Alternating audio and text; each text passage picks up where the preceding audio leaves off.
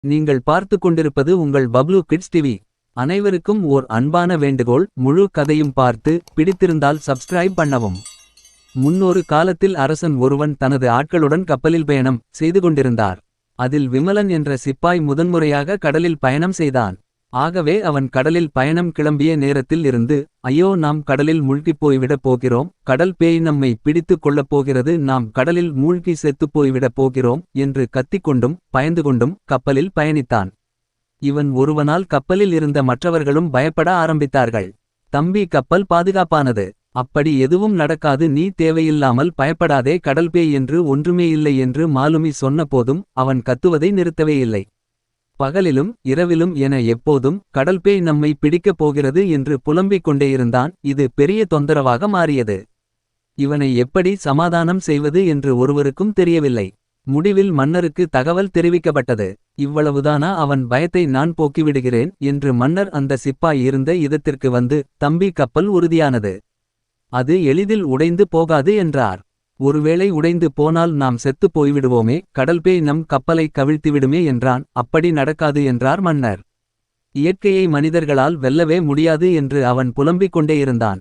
அதைக் கண்ட மன்னர் மிக விளக்கமாகத் தெளிவாய் பேசிய போதும் அவன் அமைதியாகவில்லை. இவன் ஒருவனால் மொத்த கப்பல் பயணமே கெட்டுவிடும் என்பது போன்ற நெருக்கடி சூழ்நிலை உருவாகியது. என்ன செய்வதென எவருக்கும் தெரியாமல் இருந்தது. அப்போது கப்பலில் இருந்த சிவனடியார் ஒருவர், நீங்கள் விரும்பினால் நான் அவனை அமைதிப்படுத்துகிறேன் என அரசரிடம் சொன்னார்.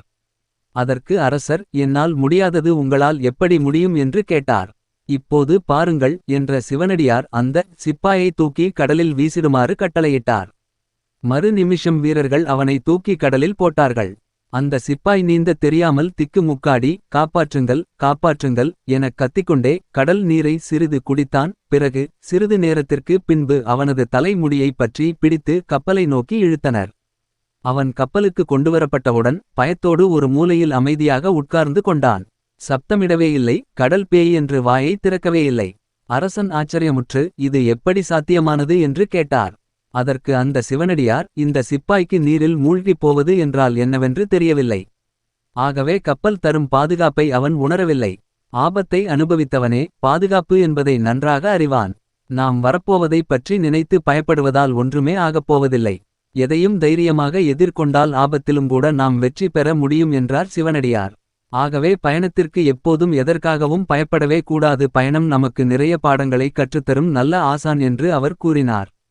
நீதி: நமக்கு வரும் பிரச்சனைகளைக் கண்டு என்னவாகும், எப்படியாகும் என்று நினைத்து கொண்டிருந்தால் அந்த பயமே நம்மைக் கொன்றுவிடும். எதற்கும் துணிந்தவரே வெற்றி பெறுவார். நன்றி.